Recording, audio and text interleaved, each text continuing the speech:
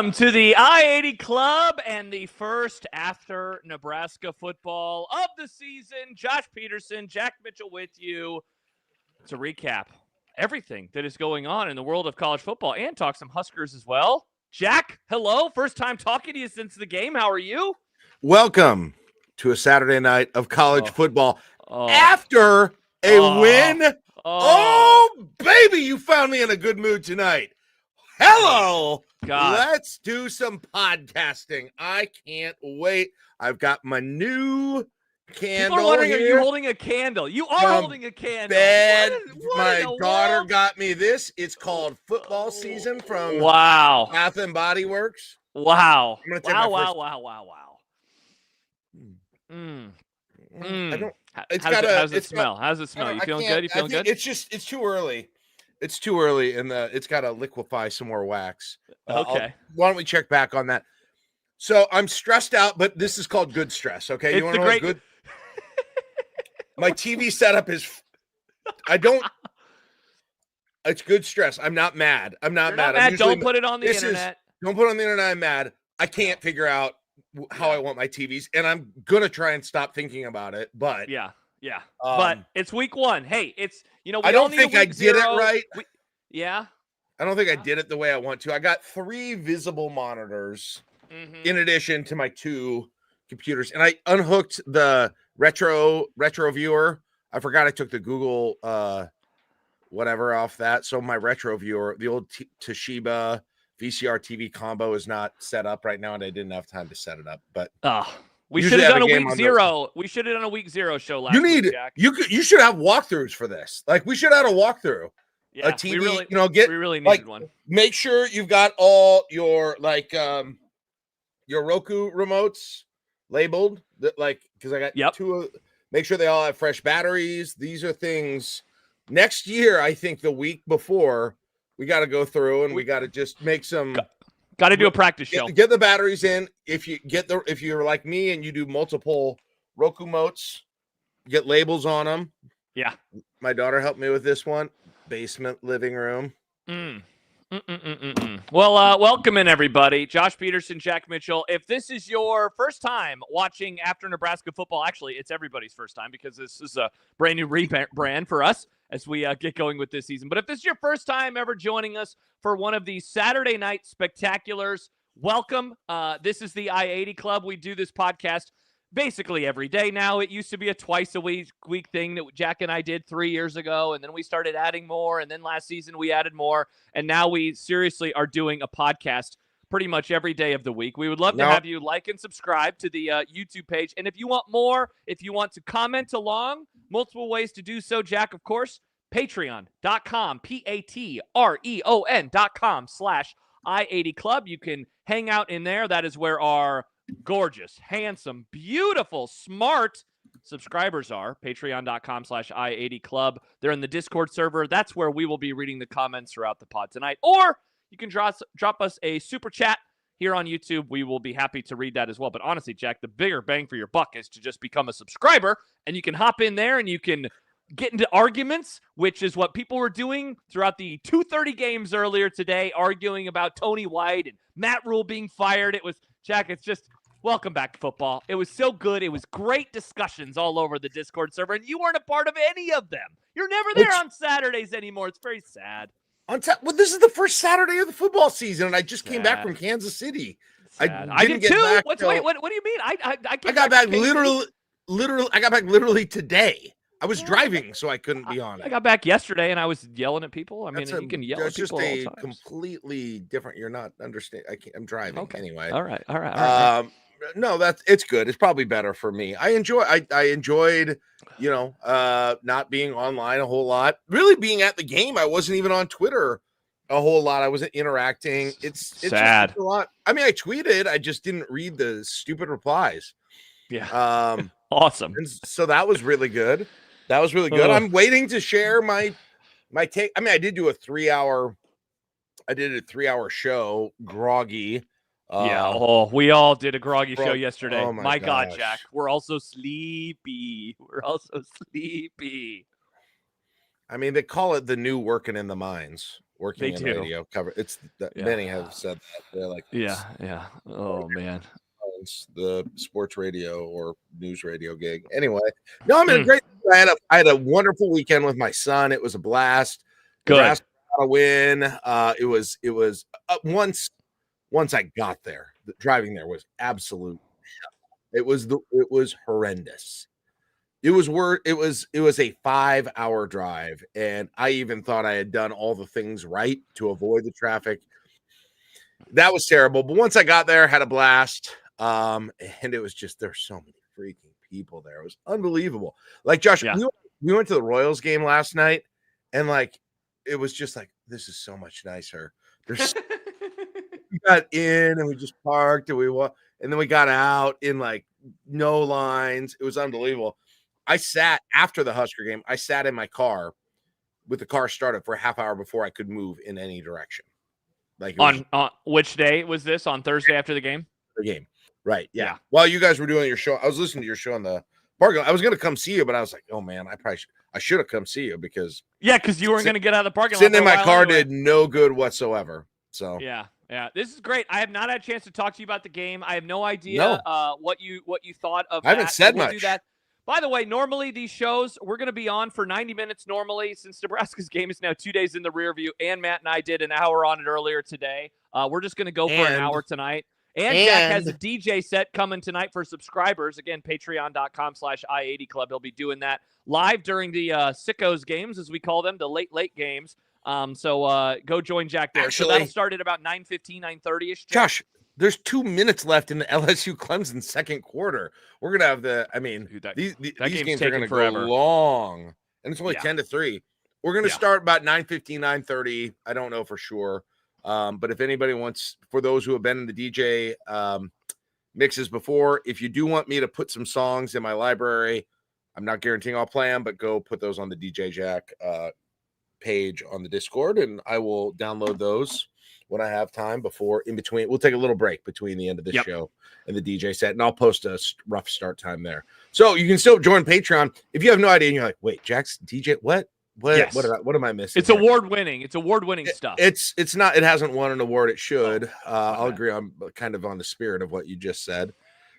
It sounds fake. It sounds dumb. It sounds like a midlife crisis. It sounds like a hoax. It sounds like a midlife crisis. No, it sounds like a hoax. It's not. It's real, and it's good enough that people ask for it pretty frequently. So yeah. Exactly. We'll do it once again. I taught myself to DJ. What can I say? I decided I want to do something. I went and got it. Yep. So we'll do that tonight. So that's why we'll be going on for an hour. So Jack, let's get right to it. And we have plenty of games that we'll be reacting to. I have the Kansas State North Dakota game on right now. K-State's trailing by 4 in the second half. We got the Michigan game on. That just went to half, and Michigan Jack just scored again. So I know. That was a bummer because New Mexico went on a nice little run there. So you're saying the K-State game's on ESPN Plus? It's on ESPN Plus. So I would go turn that game on. Kansas State's driving right now, 5 minutes into the third quarter. So we'll be following along. Halftime coming soon in Death Valley. Clemson 10, LSU 3. But Jack, let's get to what we saw on Thursday. As I said, I don't know your view of the game. I know that you sat around troops and Iowa fans and Iowa State fans and Cincinnati parents and grandparents as you are one to do. I predicted, Josh, as I predicted literally to you. Yes. 2 hours before the game started, I told you that was going to happen, and what do you know? It did. Yep, indeed it did. And so yeah, anyway, I haven't had a chance to hear about the game from you. I have no idea what you thought of the game.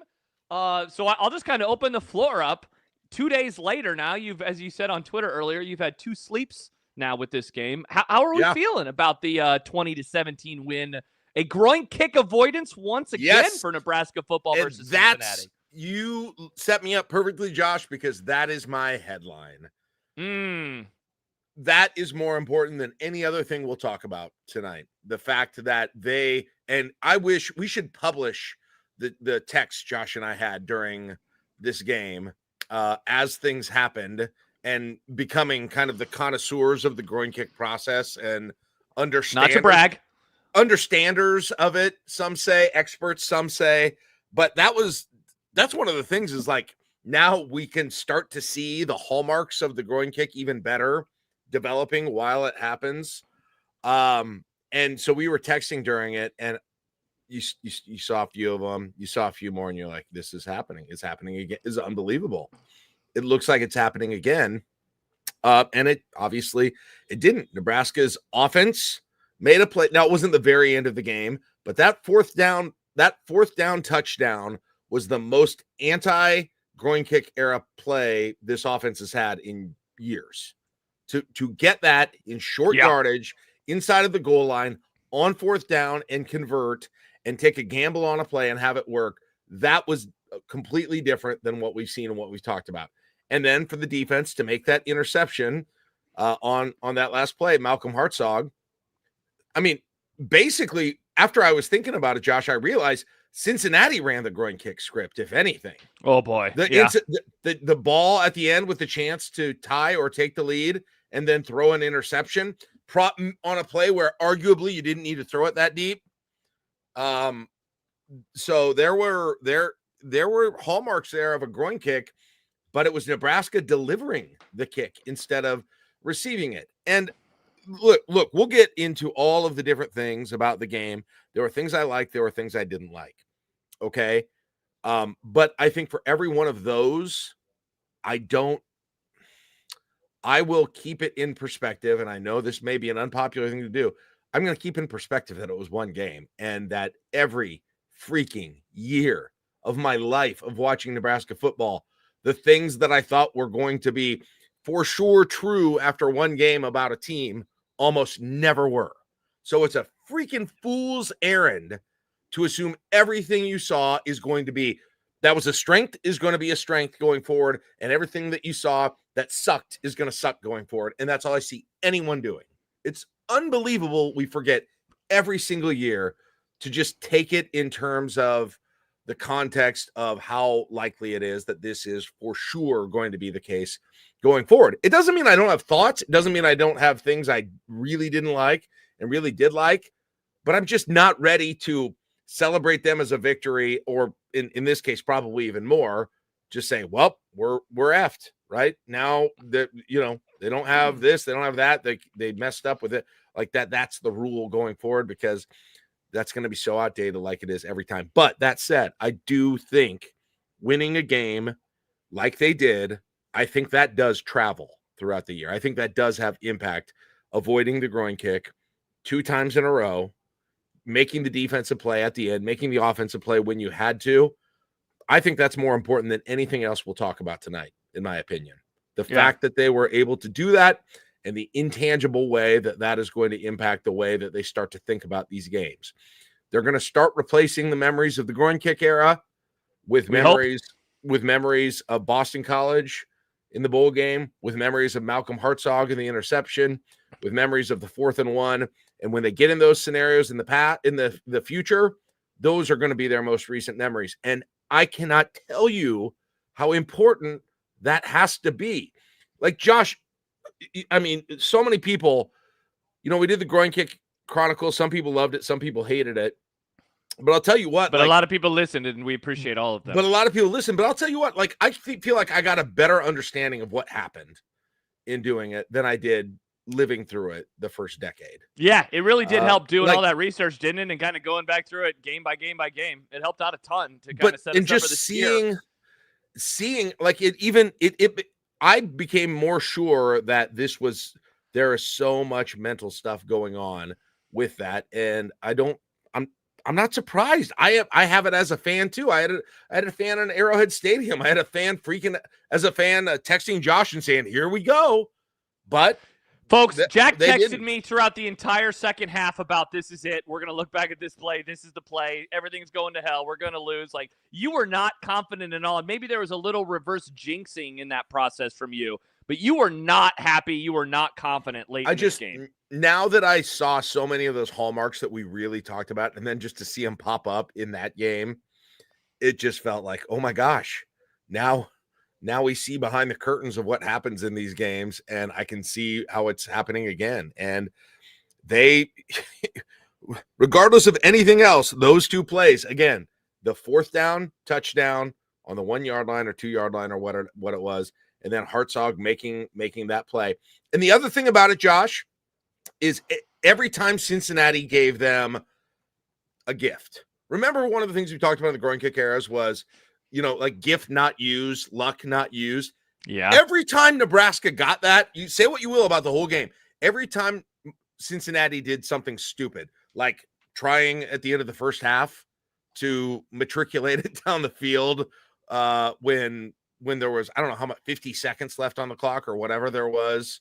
And then Vincent Shavers makes that tackle, the fumble. Like, I don't know what the hell Satterfield was doing there, Yes. but that was completely changed the game. It was stupid. It was so dumb. There was the chance of scoring there. And I mean, especially after how the first half had unfolded to that point. I was sitting there like wanting Nebraska to take their timeouts with that. Like, because I was like, make them punt back there. And here Cincinnati decided, I can't remember, it was the second or third play of the drive. I was like, what in the hell are they doing? Like a short pass, and it that backfired. What Nebraska capitalized. Bad penalties. Nebraska had their bad penalty. Yes, their very bad penalty. But Cincinnati had 2 or 3 of those, like bad penalties when they had a key play on offense with a false start or an illegal motion or whatever it was. And Nebraska took advantage of it on every time. When they got the gifts, they took advantage of it. It almost reminded me in some ways a little bit of the way Iowa has played Nebraska in the last several years.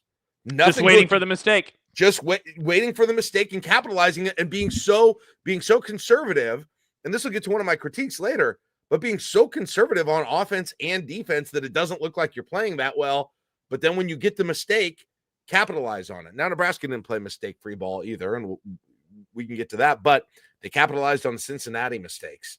And that's what I started thinking about afterwards. I was like, that's kind of weirdly like that, that kind of Iowa strategy that they did a masterclass on the last time Nebraska and Iowa played.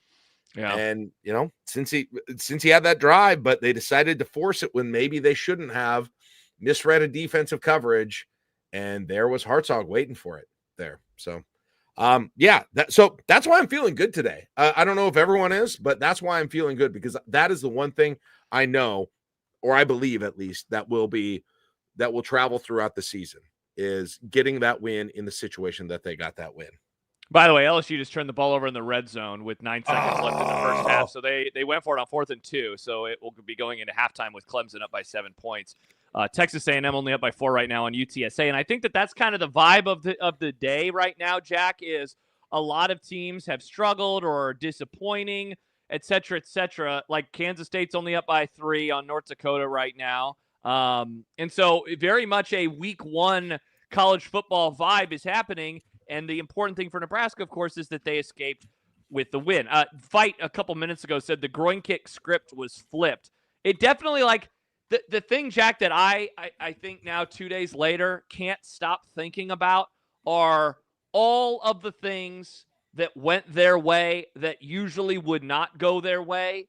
The turnover that almost happened when Dylan fumbled. And I still don't know how he grabbed that ball. And it bounced right to him, and he just, like, cat-like reflexes, like, yeah. And it looked like hungry hippos. And so that should have been a touchdown for Cincinnati. There was the almost pick 6 that would have been a touchdown for Cincinnati. And so those they still score there? They still scored a touchdown on that anyway. But anyway, yeah. Yeah, but I'm just saying, like, I mean, you're talking about all these extra points in momentum changers. And then, of course, the play that you mentioned, the fumble and Nebraska getting it, and then not only scoring, on that drive, but then also scoring on the 4th down drive, their last touchdown of the game. Like, they did a lot of things, or they avoided a lot of the traps.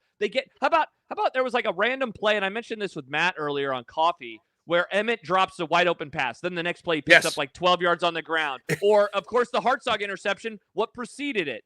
The holding call.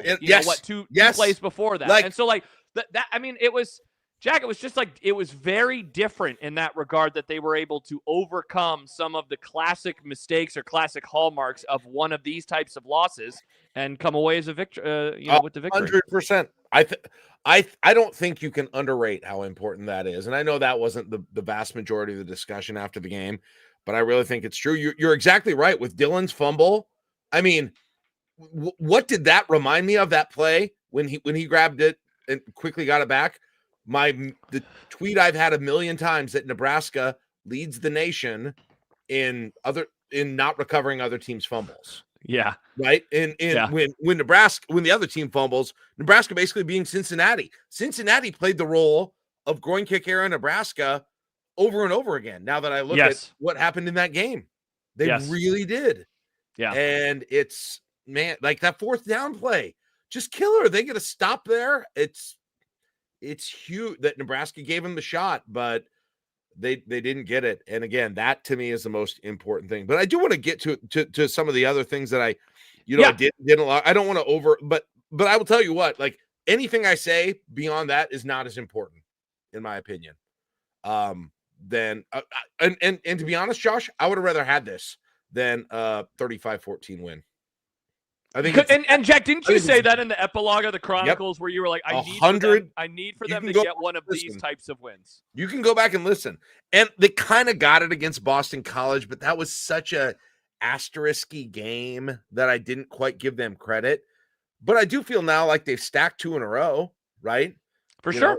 If you're Dylan Raiola, I think that adds to confidence. I think if you're on that defense, I think that adds to confidence too.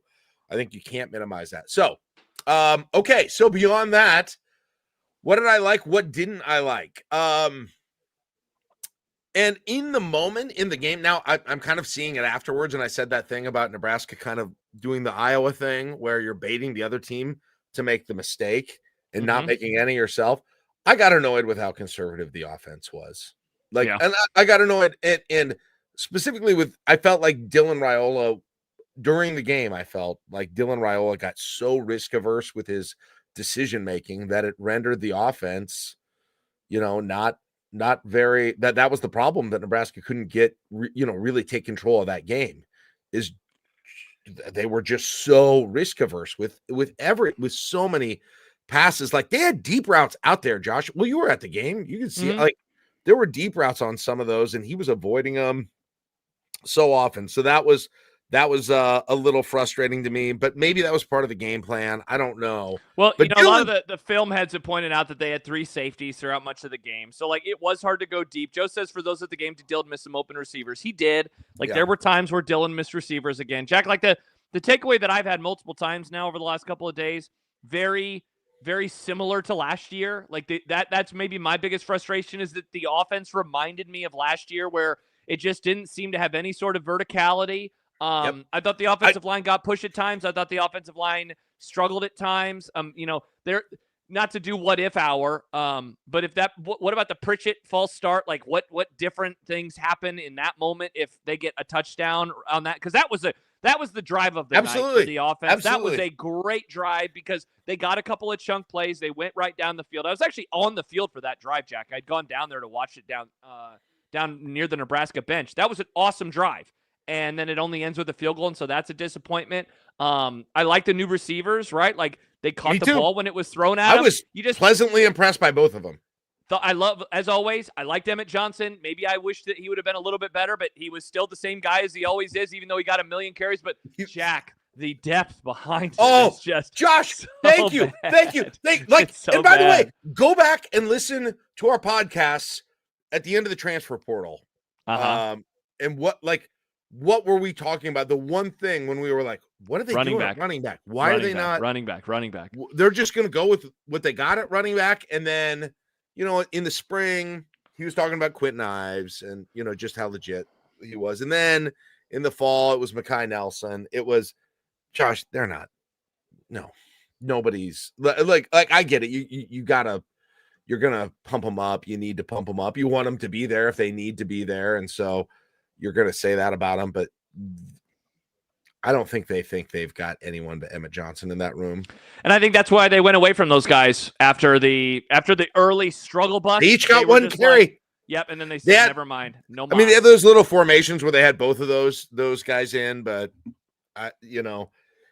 it's a bummer because that's a roster construction thing, Josh. Like that's something that they should have. I wish they had addressed. Or Bennett, maybe they tried and weren't able to. They went after the South Dakota. What was it? The South Dakota State guy. Remember that? Was that who? Sorry, I'm trying to remember. A kid from Omaha who was playing. Which player are you talking about? They went after a transfer from. Yes. Yeah. Yes. Yeah. They went to needed Miami. him. Yeah, they needed him. Yes, very They much needed so. him. They 100. That was I think that was plan A. Alex says, I don't know if I'm overreacting to pounding EJ yet. They get 10 days off. It's not so much, Alex, like I'm worried he's going to get injured in the next game. It's more, I don't think sustainable for the entire year. That's the issue. Yes, 100%.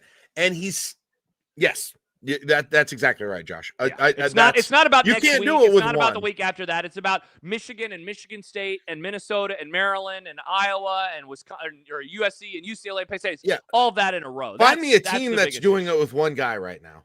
Yeah, I mean they just don't exist. Well, and the other thing too, I mean, what did he have? What did he end up having? 30 whatever touches, right? Like it wasn't just all the carries, it was the 7 receptions as well. So he's getting hit over and over and over and over. I thought he had a very good game. Mm-hmm. He's got to go from very good. He's got to take that next step. Yeah. And he's still the whole like kind of offense felt like the offense felt like it was Emmett Johnson's career in a weird way, Josh. Like, good, effective yards, right? Moving the ball, not big runs / big plays, not taking huge risks. But there were plays where I was so impressed with him just running hard. Man, he got first guy who touched him, especially on some of his receptions, almost never got him down. Loved that about him. Thought he ran hard. I thought he looked better, more athletic than he has in the past even. On the other hand, I honestly wish he had a little Dante Dowdell in him sometimes. And what I mean by that is there were times now when the offensive there were a few times, Josh, the offensive line gave him, it didn't last long, but they gave him a huge freaking hole. They were mashing at times. You know what he did too much? A little what I do on the wedding dance floor too much. Dancing. Oh, yeah. Right? Yeah. They just, right? He did. Multiple times. Multiple times. It was obvious in the stadium and it was obvious on TV. It was like me at a wedding and they just put on Tootsie Rolls by the 69 Boys. And it's time, okay? Nice. Quad City, let me see the Tootsie. And he's like, and he just needs to go, and I'm not saying he's going to score a touchdown, but he gets 3-4 more yards on every one of those. And he got big holes, but they closed quickly. And that's what happens. And that's my critique of him. And then just again, but overall, I mean, all in all, very good. Like he looked really good. I'm more positive than negative about him for the game, but I think they've got to have someone else. And it reminded me, Josh, we just hadn't talked about that much anymore. We kind of assumed, well, they must know the depth in that room. And I guess they just didn't think they needed anyone else. They definitely wanted someone else. And they needed. That's why they went after Charmar Brown. By the way, Charmar, thank you. Yeah. LOL guys, he had over 100 yards. Look, hey, we are the biggest supporters of Emmett Johnson. Did I just say? I'm so confused. This side of his family. No, it's just like Jabs. He left some yards out there, and you want more from a guy of his caliber. Like you want him to be able to pick up every available yard, and so that's all it is with him, and mainly the concern of, oh God, is he going to be able to sustain this over the course of an entire season? I think let me say it again. I apparently was very unclear based on that response. Like he exceeded my expectations in that game. He had a very good game. Okay. There were a couple of times I think if he is going to be the one guy, Josh, he's going to be able to, if he is going to have to be the one guy, which is super unfair to him. This is what I'm saying. If he's going to be the one guy, and it looks like he is right now, he is going to have big playability, Josh, or he's going to have to be, instead of very good, he's going to have to be great. Correct. He's going to have to be, more closer to Ashton Jeanty, right? And one of the and he can't. He's not that. So good, I'm nitpicking him right now because this is what they're going to do with him. Okay, and one of the things is when he's got a huge hole, I don't want to see him dance in the backfield. That's all. Mm-hmm. Did he do 100 other things right incredibly well? Did I just go on and on about how every time they threw to him on the flat, the first guy who got at his legs, he somehow escaped him? 100%. Did he run harder than hell? Did he add 5 yards to a bunch of runs after contact? He's got strengths and he's got weaknesses as a back. Okay? Yeah. And I thought it was a solid B night. For him. Unfortunately for him, he almost can't have strengths and weaknesses because he's everything right now. Yeah. There was a comment earlier. Let me see if I can find it real fast from iFormation. The offense still feels clunky. I think that is a good way to describe what we saw from that side of the ball. And Jack, I think it was best personified by the last Nebraska touchdown drive of the game and then the following drive by Cincinnati when they scored their last touchdown of the game, where every play for Nebraska, like, they picked up, I think it was 2 third downs. They scored on a 4th down. They did not average very many yards per play. Cincinnati gets it, whoom, right down the field. They have the 30-yard run, the 29-yard run to really get things going. The first big play of the night for either side. They got another few runs. I think on that drive, they threw it only twice, and it was mostly on the ground, but they picked up some big plays. And that is why it reminded me of last year a little bit, Jack, where I don't know how many times you and I hopped on the postgame show and said, man, like every yard almost needed like a celebration. Like, congratulations, you moved the ball down the field. And that's it doesn't feel easy. It feels hard. Yep. It does not feel easy. And that's what you want a little bit more, is for it to feel easy. I thought the drive that resulted in the field goal because of the Pritchett false start, I thought that drive felt easy. They were moving, they were humming, they were picking up some chunk plays. Like that drive, I bet pound for pound, Jack. But he threw a deep play. And Isaiah Hunter had a great play on a deep pass on that one. He had a dude. If he stays on his feet, he's going to score on that. That was Dylan taking a chance on that throw, and Isaiah Hunter made 2 freaking NFL catch plays, dude. Isaiah Hunter, I loved. Stock up on him. Luke Lindenmeyer, stock up on him. God, I loved how both of those guys played. Lindenmeyer, you know what Lindenmeyer looked like? Sorry to say it again. He looked like a freaking Iowa tight end. That is such a And you mean that in the best way imaginable. I mean that in the best way. The most annoying thing to defend. We've seen it year in, and I'm always like, why can't Nebraska ever have a guy like that? Yeah. It's one game, so I'm not saying he's turned into that. That's what he looked like with those key catches in the one in the – was it on the Dane Key drive? I think he had one that he got him inside the 10. He had a couple of just freaking clutch catches. His touchdown was awesome. And the run after catch for him. Yeah. The touchdown was awesome. He didn't get in. That was when the Pritchett thing happened. Oh, no, I'm talking about the touchdown catch that he did have, though, was that he had where he I thought you were talking about. I thought we were talking about two different people. No, I know. I'm just bouncing. You said something good about him, so I just wanted to add on top of. Yes. How about his touchdown catch too? Number one, the touchdown catch, and then the one where the guy, it was on. Shove. Jack, if he keeps his feet there, it was great. You got to do that, Jack. If he keeps his feet there, he might score a touchdown. That guy's skills, ball skills, or I don't know what you call them. Just. In the ball in the air skills, I was so impressed with him on that. Like, if he says Hunter is a sophomore, yes, he is. He was a true freshman last year for Cal. That might have been a huge hit. So I was so excited about him. I wish they had figured out how to use Dane Key more. Honestly, yeah. Like at the beginning of the game, there were a few where I was like, okay, this looks good, and then he kind of disappeared until that touchdown. It felt like a little bit. So that was good. And then and then Josh.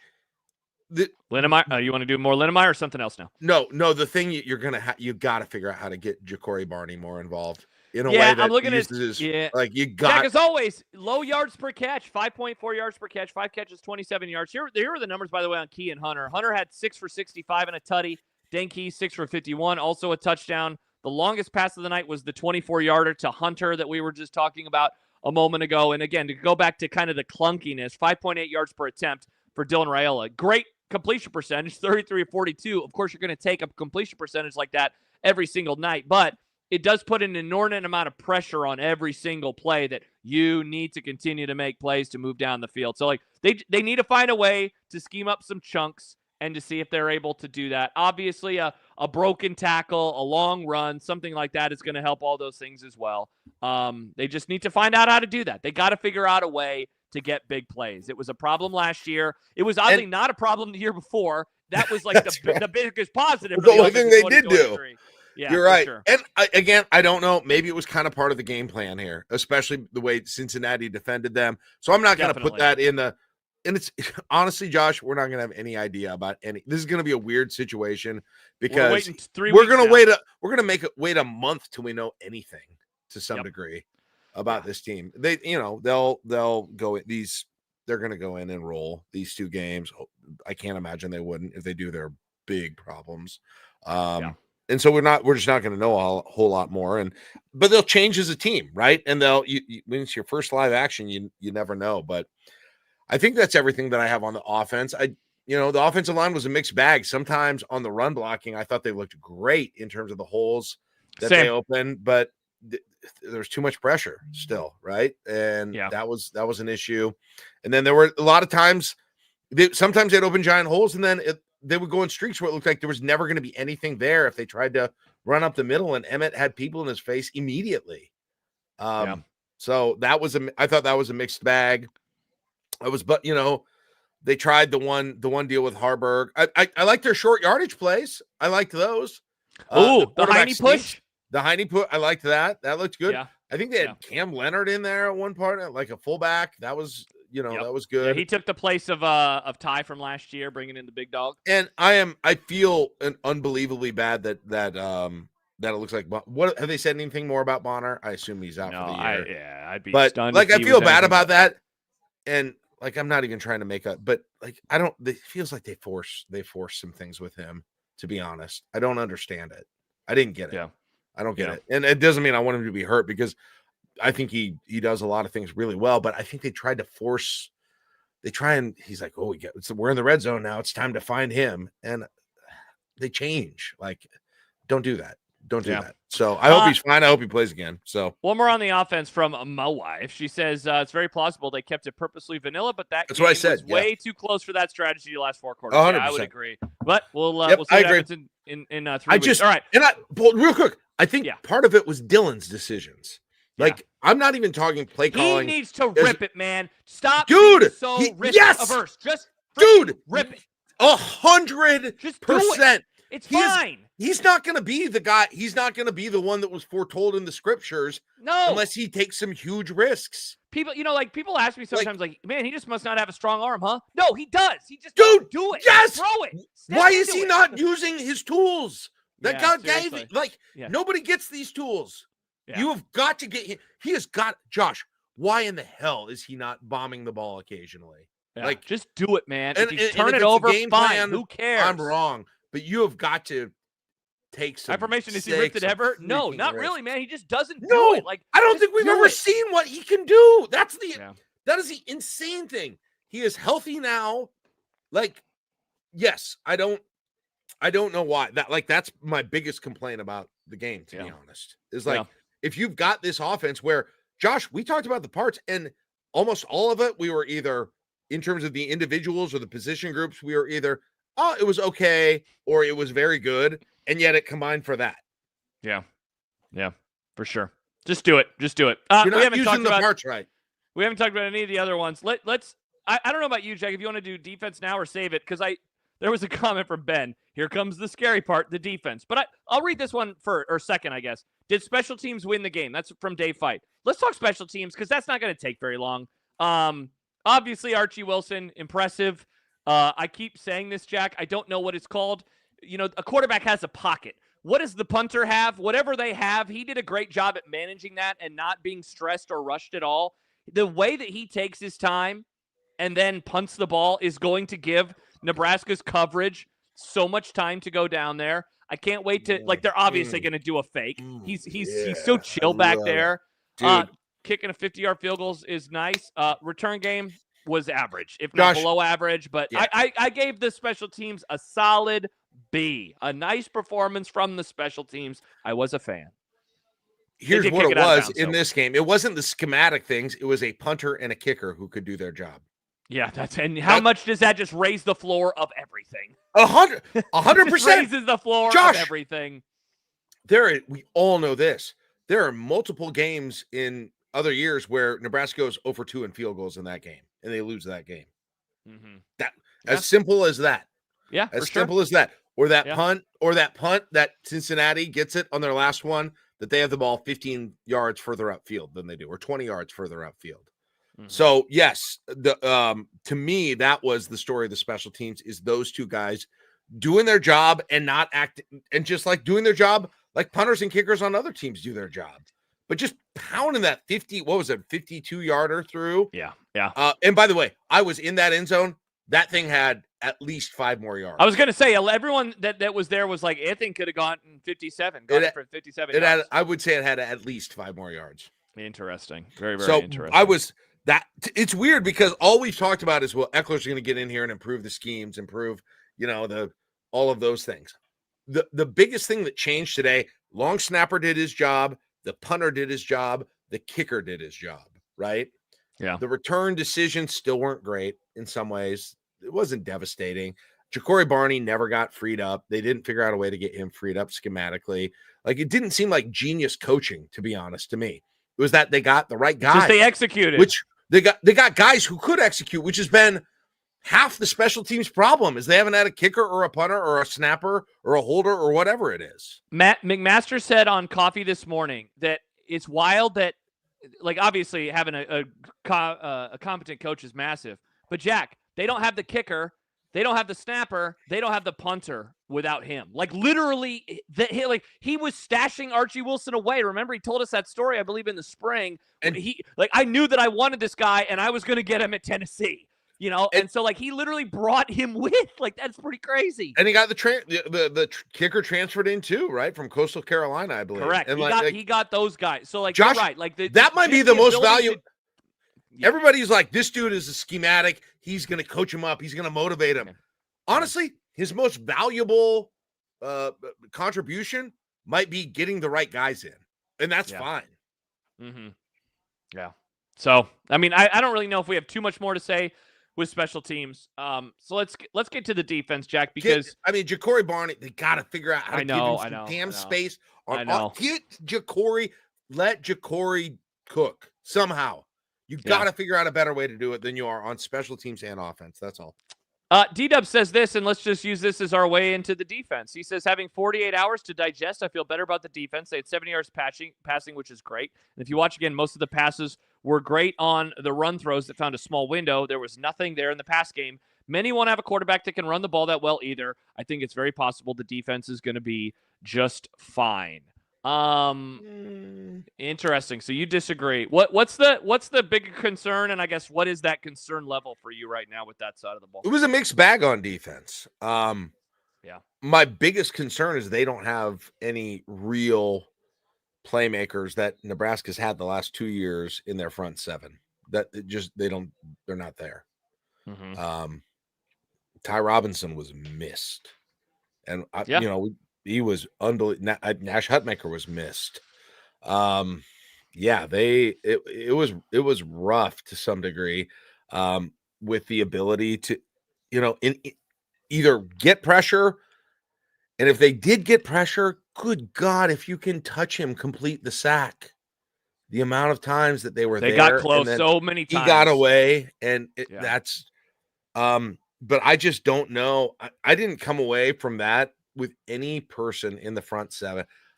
I still love Shavers. I think Shavers, but defensive line and linebackers, outside of maybe Shavers, and that's me just being biased and thinking of last year.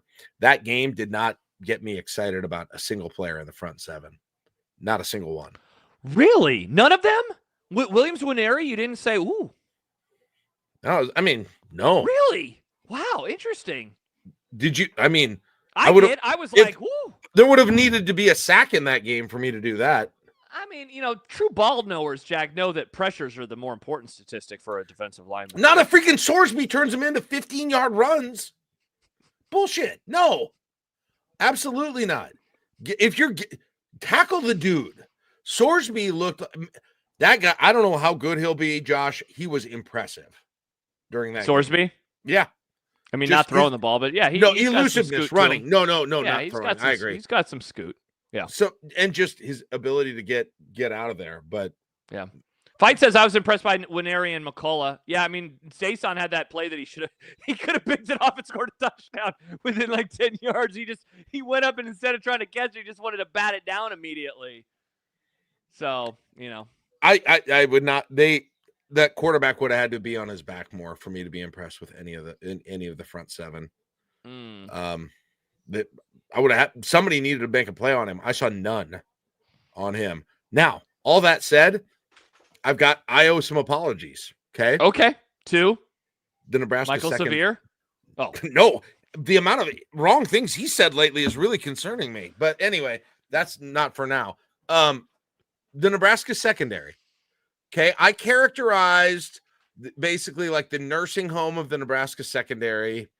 Okay. Your Singleton, your Hartzog, your Sierra Wright a little bit, but he's been there. But as this Buford, as sort of this, okay, these guys are all mediocre players. We know who they are. It's fine. They're veterans.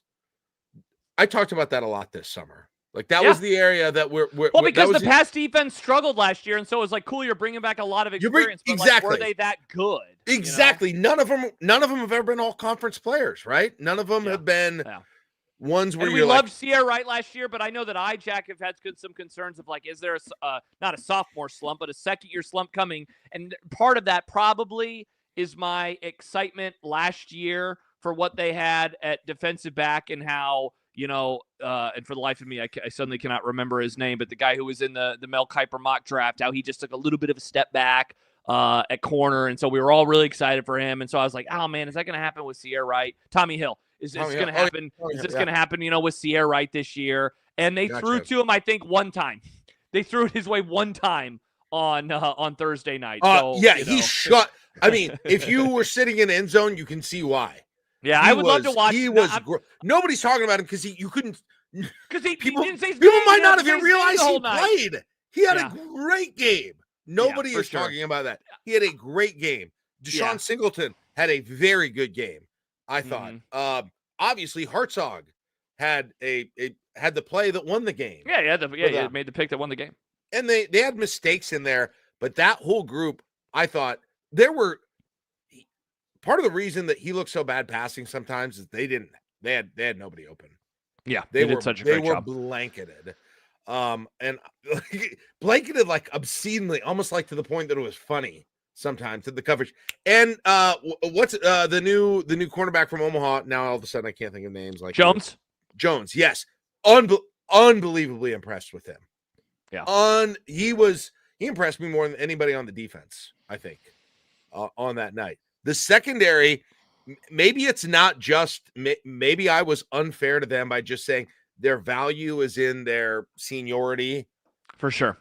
Jack, for the record, I'm with you on this one. Like how much of that is how much of that, but it's fun, real quick. I was going to say how much of that is the players that they went up against, but we heard about Mr. Tight End all off season. Dude, like, oh my gosh, watch out for their tight end. He's going to be amazing. And the player, look, we also heard about Sorsby and his legs, and that was definitely where I was most impressed with their side of the ball. But dude, their wide receivers and tight ends were rendered other than the Texas A&M Louisiana Cyrus Allen. Yeah, Cyrus Allen. Other than him, he had a couple.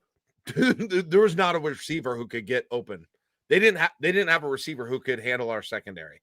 Joe Royer did not exist. 3 catches for 11 yards. Yeah. 3 catches. And he was the guy that everyone was gassing all offseason. And that might have been in part, I should probably, and maybe front 7 deserves some, Javen Wright maybe deserves a little kudos for that too, on the tight end too. But those were like, it when a receiver outmatches a cornerback because they're wide ass open. But I think Sierra Wright absolutely, I think the Cincy wide receivers were overmatched against Sierra Wright in particular, but several of the defensive backs. Yeah. And nobody's going to talk about that afterwards, but that was, to me, probably the most positive thing in the entire game for me, because that made me feel great. And you're talking about up and down the whole roster? Or are you just talking about defense? I love Lyndon Meyer. I love the wide receiver. Yeah. Isaiah Hunter and Lyndon Meyer. Loved that. Yeah. And then the defensive back. So they're close. I don't know how I would order them exactly, but yeah. Venmo Chris writes, defense is young and will have their struggles, but I get a good vibe. It seems like a unit that will get better as the year goes on. Maybe it's wishful thinking, but I believe in the talent. Jack, that's what we've been hearing for, really a calendar year, right? Like people were saying last year, can't wait for the young players. Let's see what happens. And it's a first game. My concerns, I think things change. I feel I said, I feel very founded in my concerns. Like, okay, I wasn't going crazy this year with the defense. now a couple of weeks to tinker and to get ready for the Michigan game. And that's going to be the one where, Jack, the Michigan game, John and I had a topic that we never got to. And now I'm bummed because it would have been a good one for you and I this offseason. But the Michigan game is where the season, in my opinion, hinges. If the team is going to do what you and others think they can, or certainly what we all hope they can, it's by beating Michigan. Because if you can do that, then the 8-4, 9-3 stuff is very realistic. It's really, yeah. I mean, it's a fork in the road game, so that it's just a different way to say fork in the road, I guess. But if they don't, then it's just, okay, well, I guess it's going to be kind of more of the same. But if they're able to welcome Michigan in a 2:30 game, a top 25 team, if they beat Oklahoma next week, a top 15, maybe a top 10 team, Jack, that's the moment. This is going to be the opportunity. And so we have plenty of time. We could talk about that in 3 weeks. But, that's now where the season we look ahead to. And so how much better can the team, but especially the defense, get? Because, hey, they struggled with a mobile quarterback. Well, how many other mobile quarterbacks are on their schedule? I don't know, but I know Michigan has one. I know Michigan has a true freshman who can run around. Yeah, so for sure that game is going. And they have an offensive line coach that is their head coach, and I know he won't be involved that week, but that's the program's identity. And they always have a good defense. So that's going to be the game where the season goes this way or it goes this way. It felt like, on the running for Sorsby, it felt like the scheme wasn't good. It felt like, and everyone was saying the very simple way, you should have a spy on him. And he should have. That's what they needed at that point. There was nobody there, and the pass rush would get behind him, and he had that area. So, but again, for the most part, tackling was really good too. When they did Jack, tackling was better than it was last year. Outside of the inability to get him down for a sack, but I thought Deshaun Singleton especially, I thought had a couple of really good tackles. We'll see. And I will reiterate what I said at the very beginning. I just made all of these things that I said about all of the things that went well, didn't go well. I think there's certainly a chance, especially if the schedule was different than it was, that they could all look incredibly different next week. That's the reality of college football. We forget it every year, but I think that's a reality of college football. But I don't know. Josh, you cannot minimize this program getting this way. You cannot. I know we'd all like to be in a different place, right? Where you're pissed because didn't beat Cincinnati by enough, and this is not a game that Nebraska should have. The facts are you're not. Good God, how could you not know that by now if you've been following this program? This is a big win. Sorry, right? I know it's a little embarrassing to you, but that doesn't mean it's not true. This is a big win for this team on the stage that they were on at the time that they were on. I don't know what Cincinnati's going to be, right? And even if they suck, it was still a big win at that point. And if you went in thinking Nebraska, hey, everything's better, they're going to roll, it underestimates the hole that they've been in mentally in games like this. Jack, how many times have you and I said they just got to get one of these, and then what could happen? Yep. They got the bowl game win, and you know what? If you want to minimize that because it's a bowl game and there were players sitting out, Donovan Ezaraku, who is now the best pass rusher on the Dallas Cowboys. That's exciting. He wasn't playing in that game, for example. If you want to minimize that, I'm okay with it. I have no issue. Castellanos, a quarterback, Florida State's quarterback. Yeah, exactly. If you want to say, hey, that didn't matter. It's a bowl game, and bowl games are worthless. I'm not going to argue with you. I will argue with you though if you want to say that about this. And I know Cincinnati might suck. They are, Jack. Doesn't matter. They are in their own little groin kick era. They're tiny mini groin kick era like Cincinnati. Dude, take a chill pill. Seriously. We know what we're talking about here, but they are in their own. It's like a mini series. You're right. They had the 5 losses in a row at the end of the year, and then this game where they were the groin kicky, not the kicker, and we were the kicker. Correct. So they're in that little era right now, but this is important to get one of these to have all the hallmarks, to have Jack texting me, to rage texting me, it's happening. And then they get a stop, they get an interception, and they're able to kneel out. you want to talk about not anticlimactic, but it was just like, wow, I had been mentally preparing for a whole quarter of this is going to be a horrible post-game show again. And then that interception happened. I was watching it in RV, and it was like, all right, let's go do a post-game show. And just the way I could breathe a sigh of relief, I imagine you felt that way. Everybody inside the stadium felt that way, and certainly the players and coaches probably felt that way too. Over the 10 years of the era, there were so many games where a close win would not have been that impressive. And I remember during those games, even thinking in the game when Nebraska looked like they were going to win, thinking, man, this is just kind of a downer. They're going to win. It's just going to feel so empty. Yeah. It's going to feel like they didn't do it's just not, I wish it had been better, whatever. This isn't that fun. And then they would lose it. Yep. And then I would say to myself, I would give anything to have had that hollow win that I demeaned 20 minutes ago. And we got it this time. Yep. You got it. And you cannot minimize it. You just How about this from Fight? We're at least a year away from getting worked up about style points in the win. What a great way isn't to put it, man. Isn't it the crazy way, Josh? Like, all of these people like to remind me, like,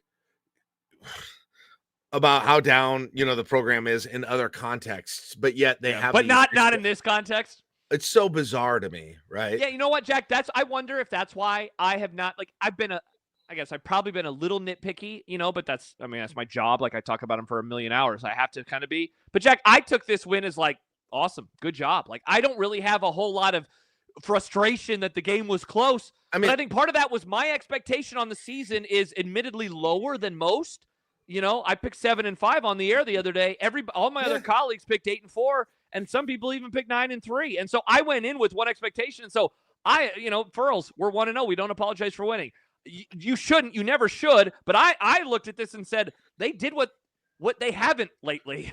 They got away with a win. They got away with some plays that went against them in previous years, and they let them back in the game when they probably shouldn't have. And they were victorious. And so, that stuff is absolutely. They didn't look like the 10-2 team you had in your head when you voted in the poll. I mean, correct. not you. Yeah, but exactly. They looked like the 7-5 team they looked that I expected. And this is why I tax myself with the Jack tax. Yeah. When I put a prediction in. Reality is not optimism is not reality in a lot of cases. It may be. It may very well be, but it's not going to look like that the whole way. They're just not. They're not going to skip 15 steps, guys. I don't know what to tell you. Yeah. When they got as low as they did, they're going to take baby steps. And if you can't freaking celebrate baby steps at all, you're going to be disappointed with every game for a long time, even when things go well. It's a great way to put it. Jordan says, and some of us said 5-7. Yeah, that's right. Jordan is a 5-7 boy. So they're 1/5 of the way there, and next week they'll be 40% of the way there, and then they'll be 60% of the way there. Man, but freaking this fan base after getting Josh, we just did a podcast about a decade of getting the shit kicked out of their souls, their hearts, their balls collectively, whatever it is. And then they freaking invaded, including myself. I'm a member of them. I invaded too. And I'm annoyed with myself for invading in those numbers that even this morning coming home on I-29, it's packed. How many of us it's like the bread and fishes. We never run out. It's unbelievable. We're a Bible everywhere. Reference 1 hour in. I love it. We are freaking everywhere. Nebraska fans were everywhere. God, the Kansas City mayor is getting out and tweeting like, hey, thanks for basically rescuing any of our at-risk businesses economically. Thanks for going to our museums, right? All of these things. Yeah. They just got in there. They spent gobs of freaking money. They were everywhere. Every convenience store. You couldn't go in any convenience store in like a 5-mile area without there being 50 people there. It was crazy. Earl says, was the stadium as loud as it sounded on TV? Yes, it was loud. It was so loud at the end. I don't know what you thought, Josh. I couldn't hear because I was yelling, but so in the press box at the very end.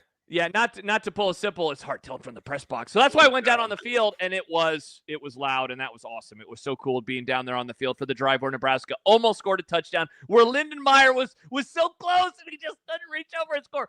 By the way, North Dakota just took the lead on Kansas State with 4:19 to go. Let's go. Hey, you I got could it right be here. Kansas State right now. You could Freaking be Kansas State right now. Potentially 0-2. Yeah. You're exactly right, Josh. Yeah. Don't lose sight of where we've been Mm-hmm. in terms of measuring your reaction to these games.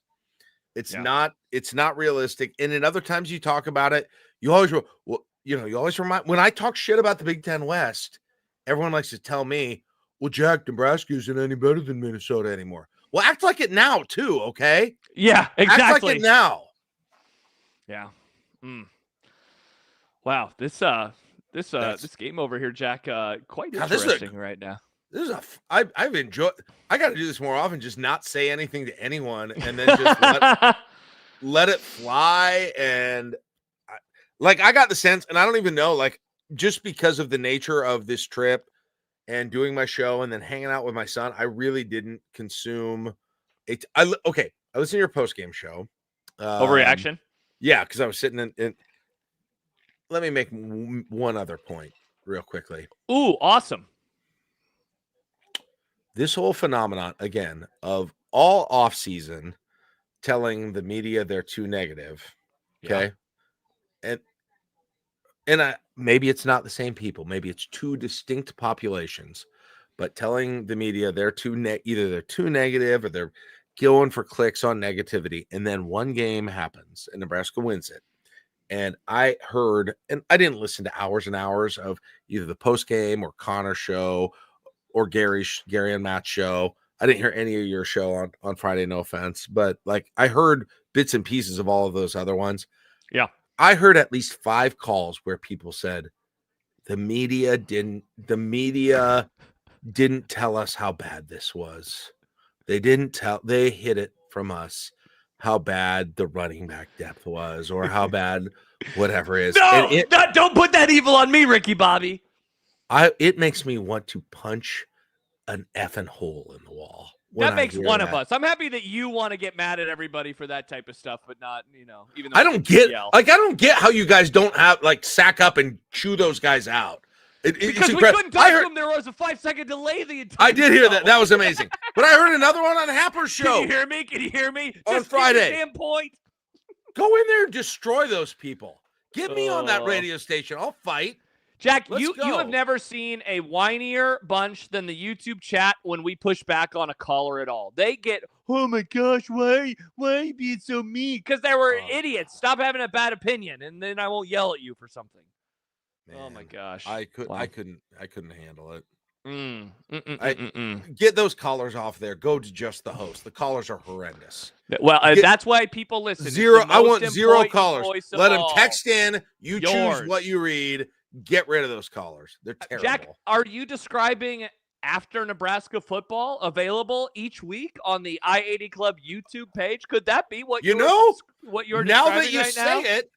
I'm thinking of this utopian product that I think doesn't exist, and I'm producing it right as I'm speaking. Amazing. Wow. With brand new graphics. Shout out to the folks that said, Josh, good graphics. By the way, are those eyes the Cincinnati logo? What the hell is that? Yeah, that is, Jack, I wish I had one of the original ones that I made because I would show it to you. The claw with the nails, it didn't look very good. And so I needed something that made sure that everybody knew that it was Cincinnati. Did you know if you listen to my Friday Husker Tailgate show, you would have learned that the Bearcats came about. The Bearcats came about because they had a player named Bear, Baehr, back in the 20s, and some look at that man's a bear, and they're like exactly. A bunch of cats out there, and they were playing Kentucky, who were the Wildcats, and they called Cincinnati the Bearcats. Wildcats, but we are the Bearcats. And they called him Teddy Bear.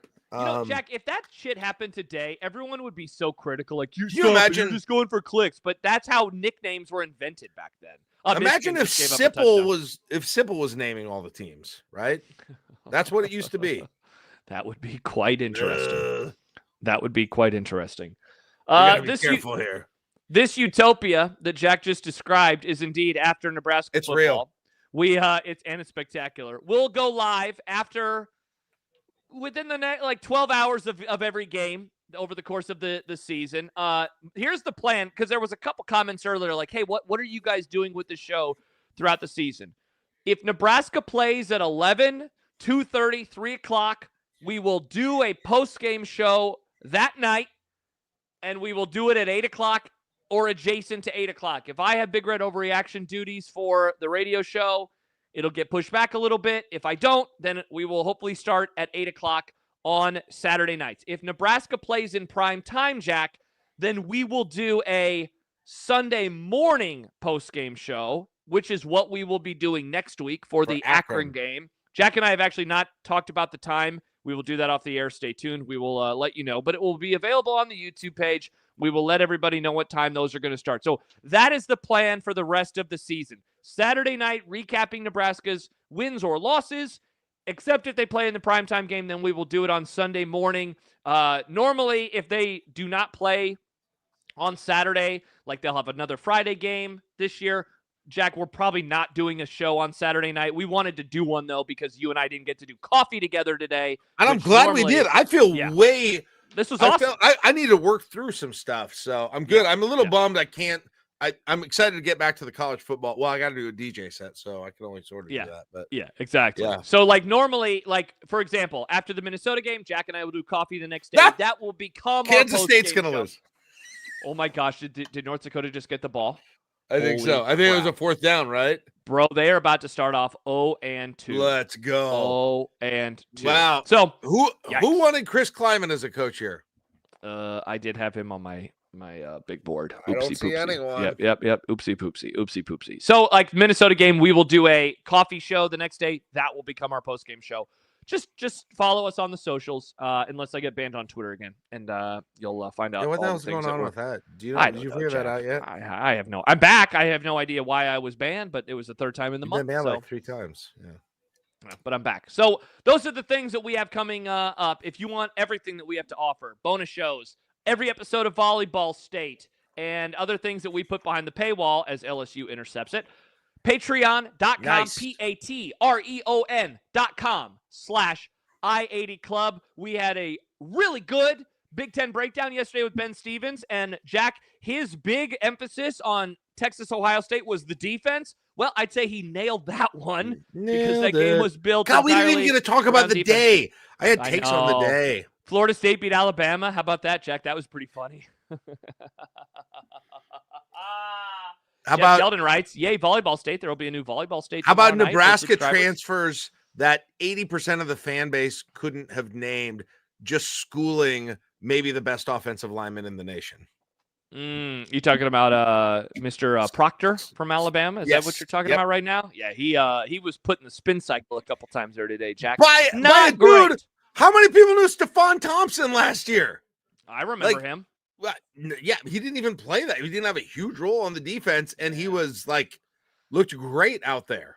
A lot of Tony White chatter on the socials. We didn't even get into Tony White. Dude, he was a good defensive coordinator. Yeah, all of you weirdos that because Nebraska had some problems at the end of the year decided Tony White sucks. This is why you don't do that. Stop doing it. Yep. But sometimes on 3rd downs, they weren't very good. Yeah, okay. He's a good we said it. If you look, I said it the whole time. He's going to leave, but it's going to suck because he's a very good defensive coordinator. Yeah, well, we saw it. Yeah, indeed. We did indeed. So those are the things we have coming up. Volleyball State tomorrow, live at 7 o'clock for patrons. And then it will be available in the free feed for Volleyball State on Tuesday. So if you want to watch all their episodes live, that's when they'll do it. Volleyball Late will be mostly behind a paywall this year as well, Jack. So if you want to watch those, again, patreon.com/I80 Club. The next time Jack and I are together will be on Wednesday for all of our subscribers. Though we'll have a boardroom on Tuesday, and we'll have an I80 football show next week. And off to the races we go. It's football season, Jack. This is awesome. It's so good to have it back. Some football tonight. Let's get some tunes spinning in the air in about 20-25 minutes. Get your screens on, get your beverage filled. And we're gonna do a little DJ mix and watch some good. There's good. Utah, UCLA, pretty good. Oregon State is playing Cal, pretty good. Pretty good, yeah. Classic Pac-12 matchup. There's another late Arizona and Hawaii, I believe. Mm-hmm.